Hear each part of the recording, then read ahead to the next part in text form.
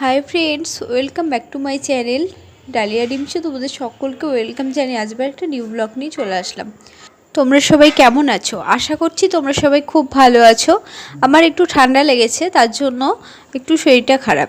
মানে আমি ভিডিওটা পরের দিন এডিটিং করছি, তোমার দুদিন পর তোমরা এই ভিডিওটা দেখতে পাবে। তো আমাদের গোপাল মন্দির থেকে বাড়িতে আমাদের গপু দাদাকে নতুন ঘরে আজকে নিয়ে যাওয়া হবে। আমাদের নতুন ঘরটা এখনও কমপ্লিট হয়নি, কিন্তু গপু দাদাকে আজকে ওই নতুন ঘরেই পুজো দেওয়া হবে। কারণ আমাদের বাড়িতে মানে নিয়ম আছে যে আমাদের বাড়িতে যখন নতুন ঘরে পুজো দেওয়া হয় তখন আমাদের গপু দাদাকে নিয়ে যাওয়া হয়। এমনিতে তো আমাদের গোপাল পুজো বাড়িতে হয়ই, কিন্তু বাড়িতে যখন ঘরে পুজো দেওয়া হয় ওটা বাড়িতে নিয়ে গিয়ে গপু দাদাকে একটু পুজো দেওয়া হয়। তো আজকে বাড়িতে নারায়ণ পুজো আছে, তো গপু দাদাকেও নিয়ে আসা হয়েছে, মানে গোপাল ঠাকুরকে। তো এটা আমাদের বাড়ির গোপাল ঠাকুর 500 বছরের পুরনো। তো তোমরা হয়তো দেখবে আমার অনেক ভিডিওতে গোপাল পুজো আমি শেয়ার করেছি তোমাদের সাথে। তো কিছু কিছু ব্লগ কপিরাইট ক্লেম পড়ে গেছিলো বলে সেই ভিডিওগুলো ডিলিট করতে হয়েছে। অনেক ভিউজ হয়েছিল ওই ভিডিওটায়। তো সেই ভিডিওটা শীতকালে করেছিলাম, তোমার ওই জানুয়ারি মাসে। তো ওই ভিডিওটায় আমি পুরো গোপাল পুজো অনেক কিছু আমি তোমাদের কাছে শেয়ার করেছিলাম। আমাদের গোপালটা কত বছরের পুরনো, কত দিন থেকে পুজো হচ্ছে, এরকম করে অনেক কিছুটাই শেয়ার করেছিলাম। কিন্তু সেই ভিডিওটা না কপিরাইট ক্লেম করার জন্য আমাকে বাধ্য হয়ে ডিলিট করতে হয়েছিল। আসলে আমার কাছে আর ভিডিওটা ছিল না ডাউনলোড করা, ওই জন্য ডিলিট করতে হয়েছিল। তো যাই হোক, আজকে এই পুরো ভিডিওটা তোমরা দেখতে থাকো, আশা করি তোমাদের ব্লগটা ভালো লাগবে। আমি অঞ্জলি দেবো বলে অনেকটা সকাল সকাল স্নান করে নিয়েছি, কিন্তু যে দাদাটা বাড়িতে পুজো করে আমাদের, সেই দাদাটা নাচতে অনেকটা দেরি করেছে, সেজন্য একটু দেরি হয়ে গেল। তো ওপর ঘরে বসে আছি নতুন ঘরটায়, তো এত গরম করছে আর এদিকে পাখা চালাতে পারছি না, পুরো ঘেমে যাচ্ছি। তো যাই হোক, বসে আছে, এখন পুজো দেখছি, তারপর অঞ্জলি দেব, তারপর হচ্ছে তোমাদের সাথে সব কিছুটা শেয়ার করবো। আর তোমাদেরকে একটা কথা বলবো, আমাদের গোপাল ঠাকুরকে নিয়ে ভাবলাম একটু বাইরে আসি হাওয়া খাওয়ার জন্য। তো সঙ্গে সঙ্গে আবার ডাকলো অঞ্জলি দেওয়ার জন্য, তো ঘরে গেলাম।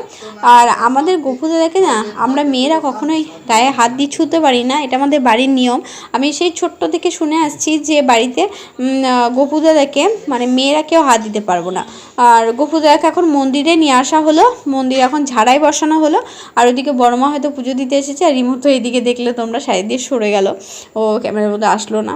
তো যাই হোক, তোমাদেরকে গোপাল ঠাকুরের সম্পর্কে অনেক কিছু বলবো কোনো একটা ব্লগে। আজকে ব্লগটাতে বলা হবে না, কারণ আজকে ব্লগটা তো এমনি ব্লগ করছি। কোনো একটা শুধু ঠাকুরকে নিয়ে একটা ব্লগ করবো গপু দাদা সম্পর্কে, সে একটা ব্লগে তোমাদের সব কিছুটা বলবো। তো এদিকে হচ্ছে মা সবাইকে প্রসাদ দেবে বলে প্রসাদ এখানে সাজিয়ে নিচ্ছিল। তো প্রসাদটা রেডি করা হয়েছে, এখন সবাইকে দিতে যাবে। মা বলছিল আমাকে যেতে, কিন্তু আমি গেলাম না, মাই সবার বাড়িতে দিয়ে আসবে। প্রচণ্ড রোদ বাইরে, আমার ভালো লাগছিল না একদম।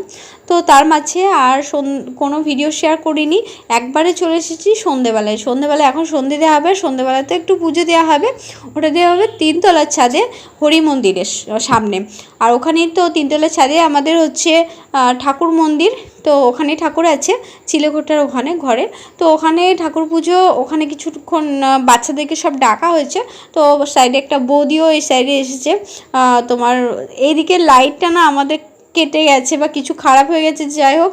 তো সেজন্য না ওই দিকটা একটু অন্ধকার ভাব।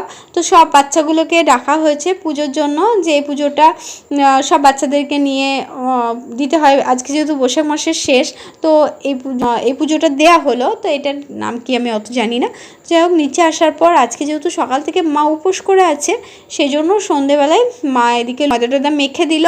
তো আমি এখন ভেজে দিচ্ছি, কারণ মাকে বললাম তুমি উপোস করে আছো আর তোমাকে গরমের মধ্যে যেতে হবে না, তো আমি করে নেব।